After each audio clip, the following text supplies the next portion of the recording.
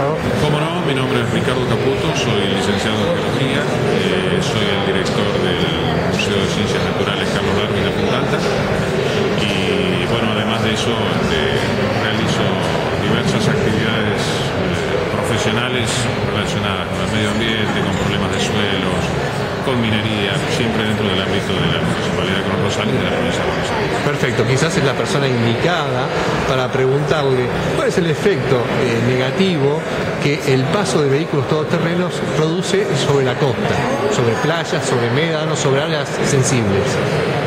Bueno, los efectos son muchos, es multicausal este problema. Además son problemas sinérgicos, es decir, los resultados son mucho mayores que la sumatoria de cada uno de los efectos en forma individual. Se entiende. En realidad, desde hace varios años, impulsado indudablemente por la industria automovilística, son abundantes los vehículos BTT, como se conocen, sigla, vehículos todoterrenos. De diversas características, con 4 ruedas, distintas potencias, 3 ruedas, en fin, y de 2 también, motocicletas. Y en realidad, yo creo que las problemáticas con las que nos encontramos quienes trabajamos en ciencias naturales, cuando hacemos un diagnóstico, son diferentes a las que existen en otras ciencias. ¿Qué quiero decir con esto? Que, por ejemplo, vamos a dar un ejemplo sencillo. Un ingeniero o un arquitecto, ante algunas manifestaciones de una estructura, advierten que esa estructura está en riesgo de colapsar y si no se cumple con lo que ellos dicen, el colapso va a ser relativamente rápido y entonces los resultados de ese diagnóstico se van a ver pronto. Perfecto. En cambio, en ciencias naturales esto no es así. Los diagnósticos de quienes trabajamos en ciencias naturales se ven a mediano y largo plazo. Entonces, para el público normal, común, es como que va un año a un determinado lugar y vuelve dentro de 5 años y para él está todo igual. No se ve el deterioro que puede llegar a ver el ojo de un experto. De acuerdo. Entonces, esto es un problema desde el punto de vista de hacer comprender al público el daño que puede llegar a realizar con determinadas acciones o actitudes. Perfecto. Y esto es lo que sucede con los vehículos. Si uno dice que los vehículos son un verdadero problema para ciertos ambientes en particular, es como que uno está exagerando. Y en realidad no es así. En realidad está muy sustentado por estudios en todo el mundo, que ambientes como pueden ser, por ejemplo, sectores costeros, mar, playa y médanos, sectores de humedales, los propios desiertos muchas veces, son ambientes en muy delicados equilibrios inestables, y que cuando se rompen esos equilibrios por la cierta intervención del hombre, es muy difícil hacerlos volver atrás, porque hay implicados una serie de mecanismos muy delicados en todos los elementos que componen ese ambiente. Es decir, hay un enlace perfecto entre lo que es, por ejemplo, pensemos en el médano y la playa, entre lo que es la vegetación del médano, la fauna que vive en ese médano, la fauna que vive en la playa, la vegetación que comienza a poblar la parte alta de la playa, el viento, la energía que está actuando en ese sector, la temperatura, la humedad, una serie de factores que están en un equilibrio muy delicado. Entonces, si nosotros circulamos con vehículos, por ejemplo, estamos rompiendo la capa superficial de suelo, tanto en el médano como en la propia playa. Esto implica una mayor compactación del material, una impermeabilización del material, un material que tiene un intercambio constante de fluidos, sean agua o sea aire, lo cual influye a su vez sobre el enraizamiento de la vegetación. Por ejemplo, estoy tirando algunos ejemplos, sí, la cosa es bastante más complicada. Y sin vegetación no hay hábitat para la fauna. Exactamente. Se va alterando la fauna microscópica que existe en estos terrenos. Un ejemplo muy concreto son las almejas. Si bien, por ejemplo, el caso de la almeja amarilla, que ahora aparentemente hay algunos informes de biólogos que comienzan a ver un repoblamiento en algunos sectores. La almeja amarilla sufrió hace varios años atrás una epidemia que provocó una extinción masiva.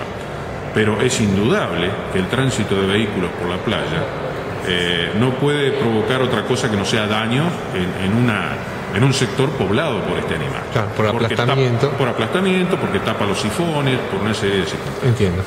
Máxime si estamos hablando de animalitos de pocos milímetros cuando son larvas, claro, o cuando recién han dejado de ser larvas. Se entiende. Así que a veces insisto en que estos daños que provocamos no los vemos a corto plazo.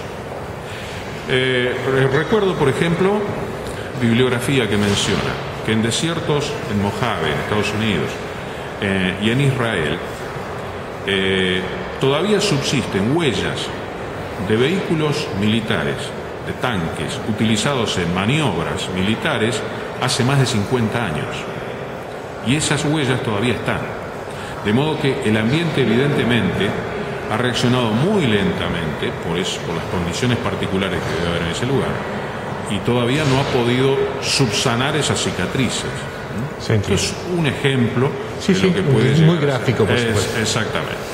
Es decir, que se está imponiendo como necesidad para las poblaciones costeras y para la comunidad en general una limitación del acceso de vehículos todoterreno a las áreas costeras y áreas sensibles también, porque no solamente es lo que usted mencionaba del daño geológico, se puede llegar a decir, de la capa superficial, sino también a la fauna con aves que son migratorias, que tienen lugar de descanso, de alimentación, y alterando eso significa que cuando se tienen que volver a Canadá vuelven con hambre, no llegan, se mueren. Exactamente. El solo hecho, y esto me lo han explicado los biólogos, el solo hecho del paso de vehículos que hacen levantar vuelo a las aves en forma constante, claro, hacen perder energía a esas aves y tiempo de alimentación, y cuando esa ave, como usted dice, quiere volar a largas distancias, simplemente no tiene energía, se queda sin energía y no llega. Exactamente. Por ejemplo, ¿no? Ha sido... O la nidificación de aves costeras que, por ejemplo, el ostrerito que vive anida. Todos sabemos que anida en la base del médano frontal, en la parte alta de la playa. Son nidos muy simples y muchas veces, y nosotros lo hemos visto en Pehuencoy y en Montehermoso esto durante años, es el lugar preferido por los vehículos para transitar, de modo que esos nidos obviamente sufren las consecuencias.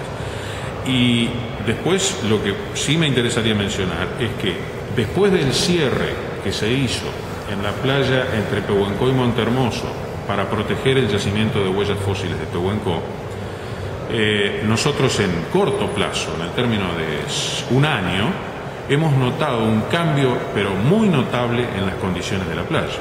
Es decir, se ha acumulado muchísimo más arena, tanto en la playa como en el médano.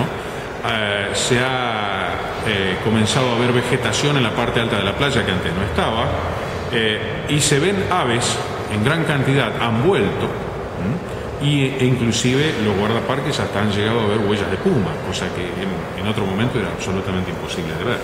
Es que qué interesante ese detalle, porque se consideraba, incluso estuve hace muy poco en la reserva, futura reserva Los Gauchos, el Coronel Dorrego, donde sí se hablaba que hace muchos años se vieron huellas de puma, pero que ya se lo daba por desaparecido de la región.